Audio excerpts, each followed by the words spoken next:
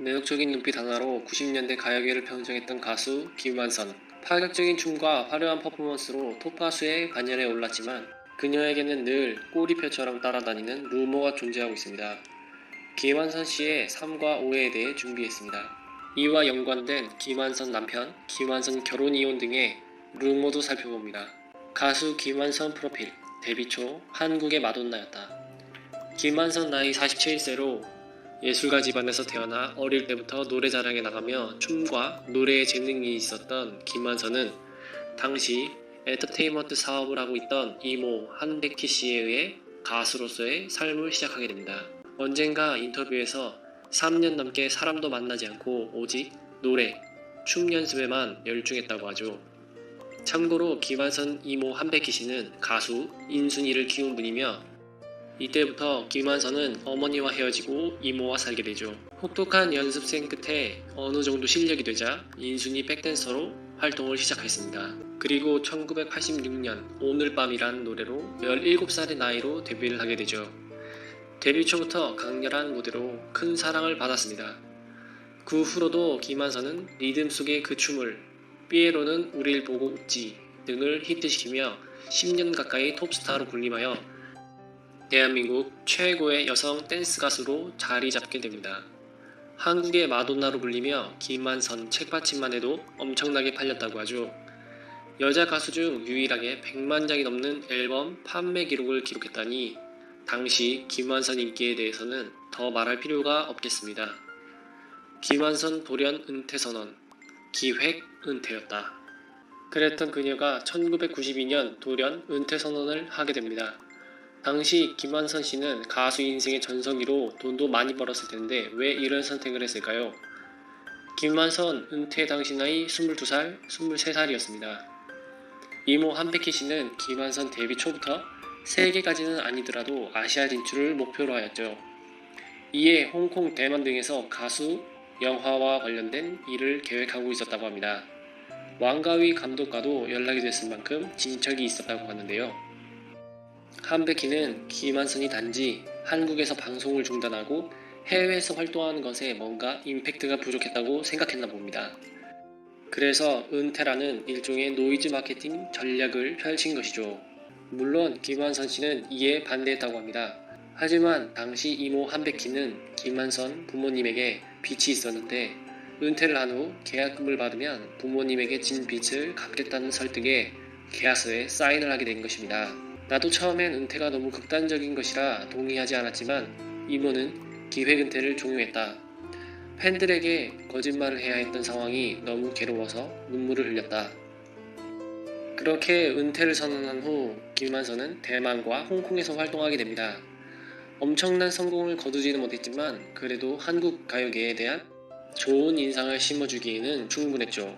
그리고 1996년 한국으로 컴백, 7집 탤런트라는 곡을 발표하며 사랑을 받았지만 전성기 시절만큼은 아니었습니다. 이후 김완선은 자신이 직접 제작사로 나서 오룡 비무방이란 댄스 그룹을 만들었지만 잘 안됐죠. 그리고 1998년 이모 한백희 씨와 결별을 하게 되는데 돈은 한 푼도 받지 못하고 오히려 김완선 이름으로 빛을 만들었다고 합니다. 엎친 데 덮친 격으로 당시 소속사에서 음반 발매 약속을 어겨 4년 동안 TV에서 김완선 씨의 모습을 볼 수 없었습니다. 이 4년 동안 김완선은 이모 한백희 씨에 대한 소송, 소속사와의 갈등으로 행사 등을 뛰며 빚을 갚아보려 하였지만 역부족이었습니다. 구체적인 액수는 알려져 있지 않지만 그 당시 엄청난 돈이었기 때문입니다.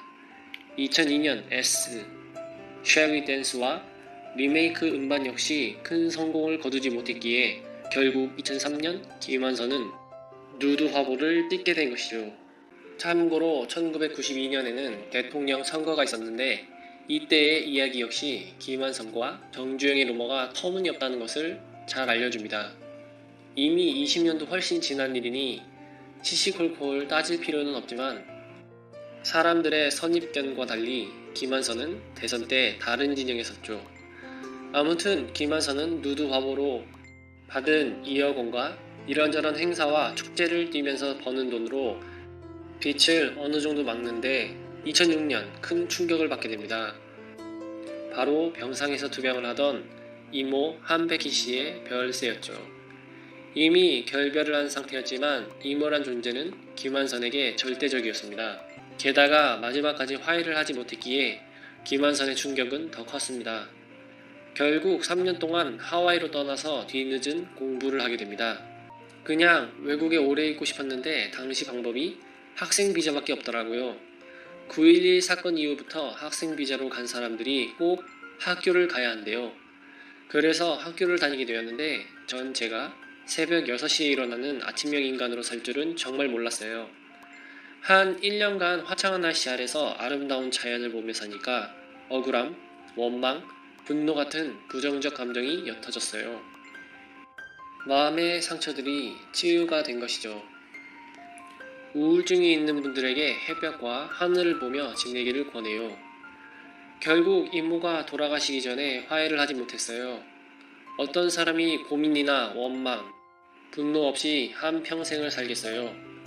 한때 이모에게 배신당하고 느낀 적도 있지만 사실 이모와 행복하고 좋은 일도 많았고 그 덕분에 지금의 김만선이 있다는 생각도 들어요. 이후 하와이 생활을 마친 김만선은 2011년 초에 컴백을 하고 활발하게 활동을 하게 됩니다. 여기까지 김만선의 인생은 영화보다 더 영화 같네요. 앞으로도 시청자들과 소통하며 기억되는 스타가 되었으면 합니다. 하지만 이 역시 돈도 받지 못하고 오히려 상의도 없이 그랬다며 소속사에게 소송을 당하게 됩니다. 결과적으로 김한선은 재판 끝에 소속사와 계약을 해지하고 화보 관련 업체에는 승소를 거두게 됩니다. 그리고 2005년 돌연 김한선 씨는 하와이행을 선택하게 됩니다. 92년과는 달리 아무런 말도 없이 해외로 갔고 장기간 체류했기 때문에 당시 김한선은 여러 루머에 시달리게 됩니다. 대표적인 것이 김한선 임신, 김한선 출산 등이었죠. 이때 김만선, 정주영의 관계가 루머로 돌기도 합니다. 백지수표설, 100억 원 지급설이 돌죠. 가수 김한선이 정주영과의 스캔들에 휩싸이기도 하는데 여기의 핵심은 하나일 뿐입니다. 그전부터 모 재벌의 아이를 임신했다는 소문이 한국에 돌았나봐요. 그러다가 제가 해외에 장기간 체류하다 보니 출산설까지 퍼지게 된 것이죠. 전 그냥 어이가 없었어요. 사실이 아닌 거짓에 일일이 대응하기도 그랬고 저만 떳떳하면 된다는 생각도 했고요. 사실 백지수표 유혹을 받기는 했어요. 하지만 그런 것은 옳은 일이 아니라는 생각에 거절을 했었죠.